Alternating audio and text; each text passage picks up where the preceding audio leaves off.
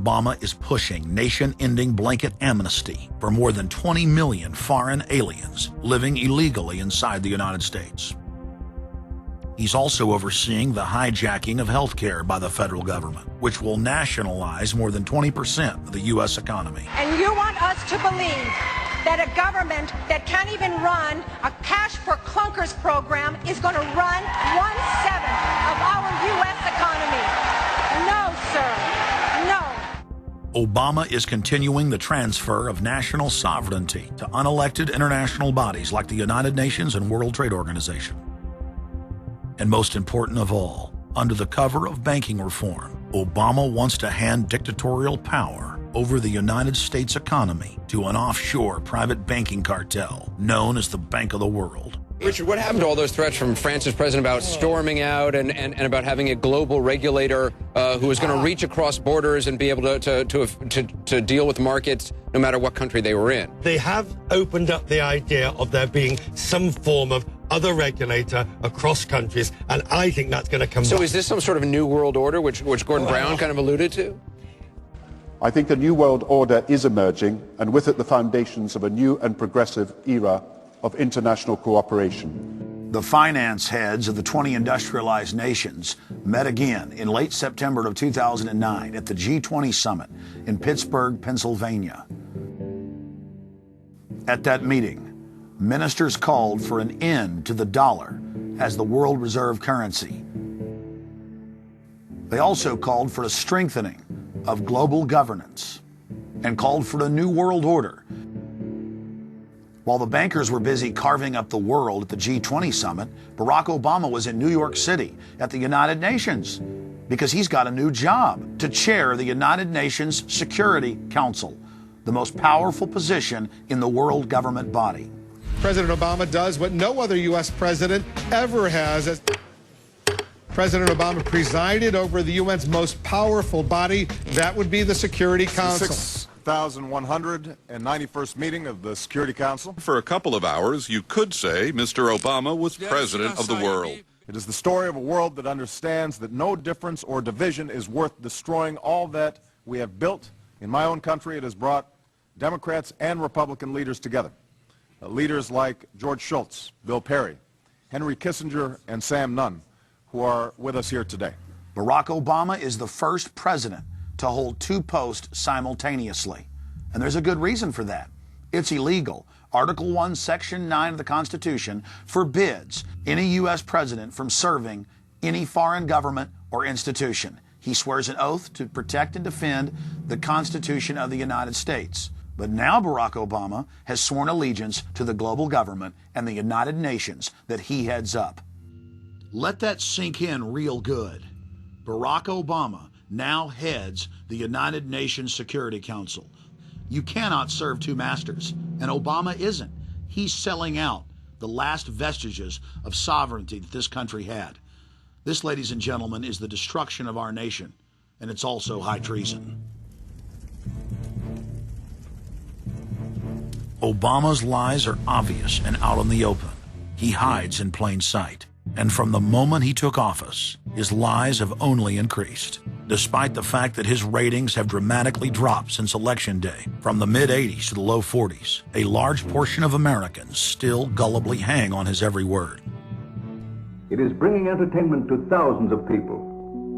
Through its magic, we are able to enjoy a combination of the radio, motion pictures, and the stage, right in the comfort of our own homes, simply by pushing a button and turning a dial. These cells with their electrical charges are scanned by a stream of electrons, completing 30 pictures a second. Compare that crude picture with these of today, and you can judge for yourself how far along the road to perfection television has traveled. Most people still today think that all entertainment to do with movies, drama, is therefore nothing more than their entertainment. It never ever was that case. Of course, television can't perform such miracles as this, yet. But perhaps there's no harm wishing that it could. The greatest social messages are promoted through movies and drama, high drama, through the fixation of emotive sequences, emotional sequences, not logical, factual sequences, but pushing points across in an emotional way which register and fix in the mind. So emotional content is very, very important, rather than going through an actual discussion or an argument using logic and facts. There's no debate. And when you're being downloaded through fiction, your guard is down, the censor part of your brain is not in action. It isn't saying, yes, I agree with this, I disagree with that, as you would in a debate or a lecture. You're actually in an alpha state, being completely downloaded with new ideas. Throughout history, social engineers have refined techniques designed to control large populations. About 100 years ago, this big organization with many branches, they wanted to rule the world basically using Britain as a nucleus of a system, an embryo, which also was going to be joined with the US under the Anglo-American establishment, wrote about the kind of culture and the changes of culture over a 100-year period that they would actually design, implement and bring in. And H.G. Wells talked about it too. He talked about arenas. He says arenas could be put up across the world for sports, for instance. Now at that time, sports was something that children, school children were into. Adults became adults and got onto adult things. So it was unimaginable at the time that people could actually believe that there was even a need for adult sports and entertainment, never mind having arenas built across the world. But he said we can do this and foist basically a sports culture for the males. Using a tribal system, we're all tribal to an extent, that's why we even bother to vote for a tribal leader. This is well understood, that's why we're supplied with these leaders. And because the average man was to become more disengaged from his own destiny as the expert class arose, it was decided that the males would get their outlet basically, gradually becoming helpless as males through sports. Therefore they'd have a tribal team they could identify with, they could cheer them on as they were winning.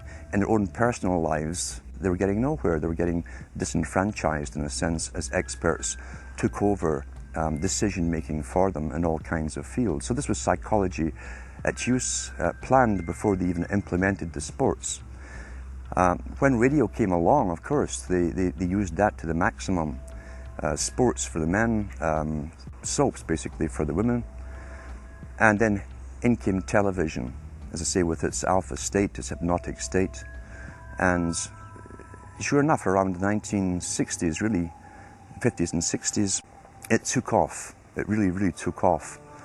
And men became glued on Saturday nights to the sports shows. A culture industry, which is called by its own the culture industry. The Soviet Union had a department called the culture industry. Their actors and directors were called the cultural leaders, because they would, like a computer, people are like computers, all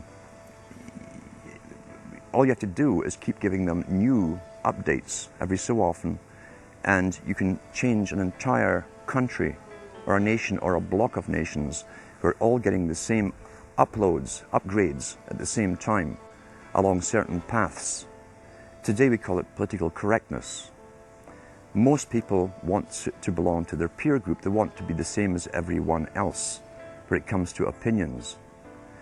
In fact, they judge their own personal sanity by bouncing ideas off their neighbours and friends who will answer back and agree on these same topics in kind.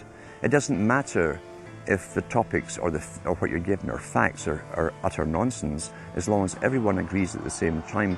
You'll say, well, I'm sane, and your friends will all agree because they've had the same information given to them. But they've been programmed, and I'm sad because I know that it's hard for people like that to take an interest, a serious interest in world affairs, to take a serious interest in what their elected officials are doing. And they're not going to be really inclined to study or discover the deception that's being used against them. And so I'm sad because I see all of that in a flash in my mind as being an indication of how easy it is for the masses to be manipulated. The scientific dictatorship understands what makes human beings tick. They understand our psychology. They've studied it, and they're using it against us. But the minute the public awakens to the fact that there is an agenda to